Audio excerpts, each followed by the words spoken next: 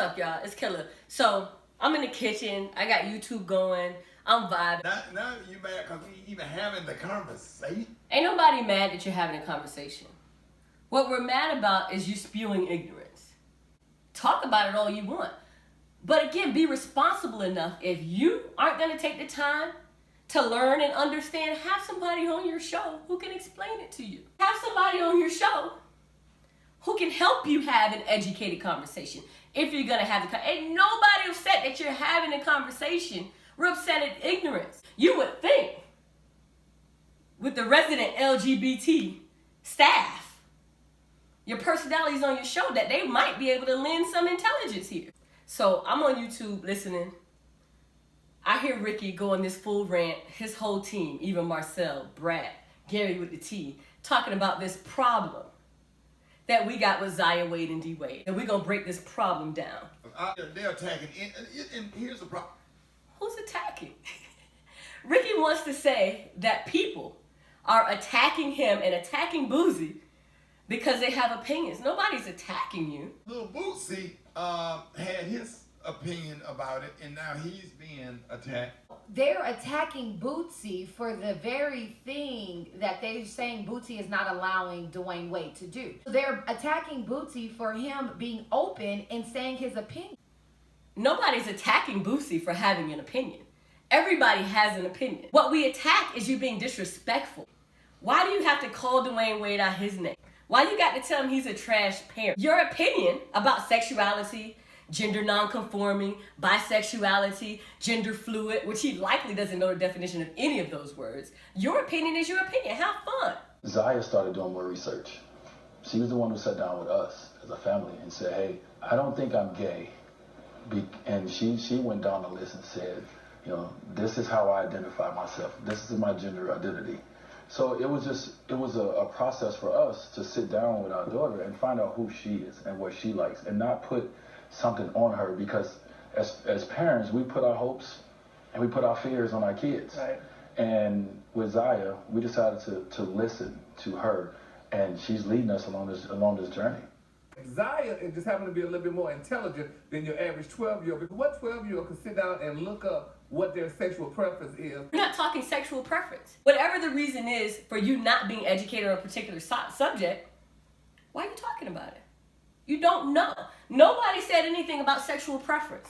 And if we stop making children stay in a child's place, like people have been taught since the 40s and the 50s, and actually listen to your children. Why are we worried about a child's sexual preference? And none of the kids don't come here in the world bullying other kids. This is a child. You got kids out here hanging themselves. That's why kids are out here committing suicide, because adults like this who are ignorant. What your sexual preference was or mine was, that does not, equate to the price of tea in China. Again, ignorant conversation. Nobody said anything about sexual preference. So you guys are about to have a whole way off conversation about something that is not the subject at hand. Sexual preference, sexual identity, gender identity, three totally separate things. You don't know. You are not knowledgeable. So you are ignorant on this particular subject. So you're choosing to project all this negativity onto not just the parent, but the child too. They got all these names now. They got gender fluid.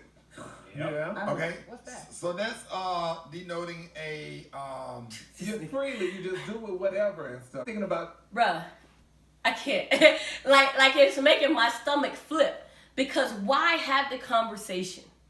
Why have the conversation? If you really, not only do you not know, you can tell by this and the huffing and the puffing, you don't want to know. You're not interested. You got gender fluid.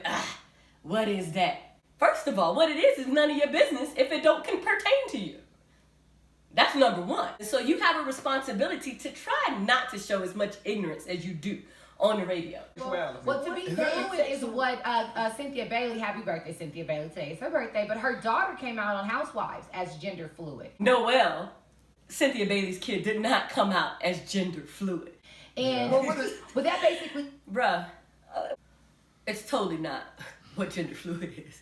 Do a little bit of research before you open your mouth acting stupid. Have a little bit of responsibility of these microphones in front of you.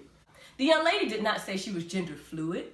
She said that she was sexually fluid. Sexually fluid means that you are somewhere on the spectrum between completely heterosexual, and completely homosexual. You don't identify as either. That's what sexual fluidity means. Now we got Eva explaining something incorrectly. All these hundreds of thousands of listeners to you, listening to you, and you're pumping their head full of wrong stuff. You don't want to understand. And if you don't want to understand, that's cool. Just don't address it. And that's Who is they guy? Exactly. Who is they? Who is they? Right? If someone has created a term, if science, if doctors have created a term explaining something, then that's what it is. Right? Whether you agree or disagree or don't have knowledge or have knowledge on it, neither here nor there. But you don't get to negate that thing because you don't understand it.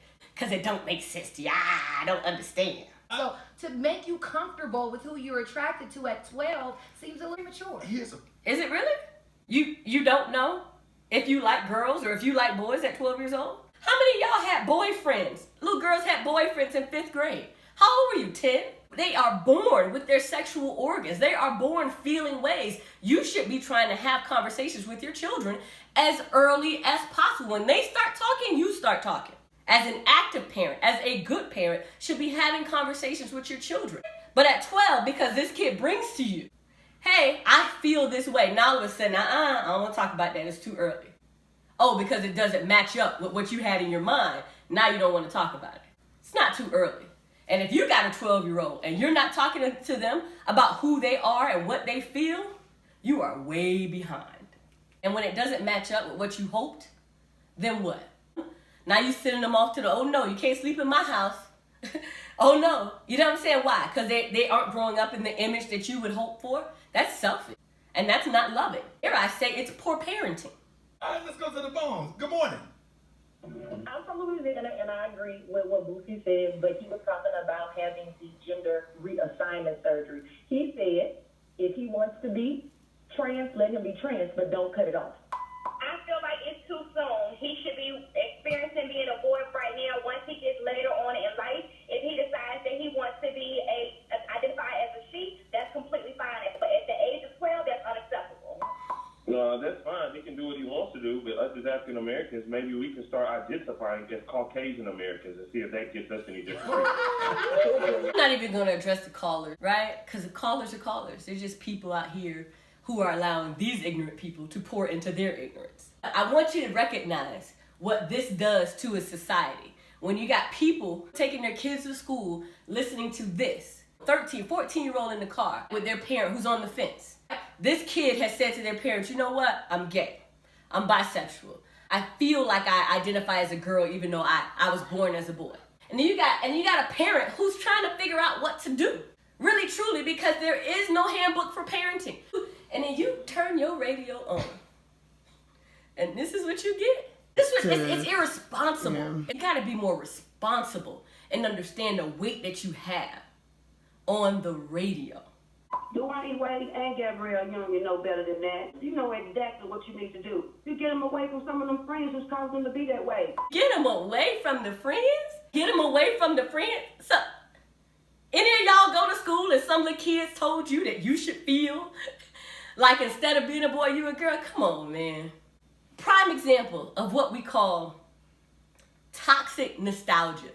You're so set in your mama and your grandma and your great-grandma's ways that you pour poison into the generations behind you because you don't care to sit back and think. Real, are these people really truly being independent in their thinking, right? Or are they going on what I always said, my mama always said, my grandma always said? Like, for real. Are you thinking, are you drawing your own conclusions? What if it was your kid, right? And if you guys watch that D-Wade interview, you'll see D-Wade says on Good Morning America, I was that guy in the locker rooms saying some off-the-wall stuff. Things that he said did not match up with things that a parent who's raising an LGBT kid, or even a person who is gay-friendly, an ally of the LGBT community, should be saying.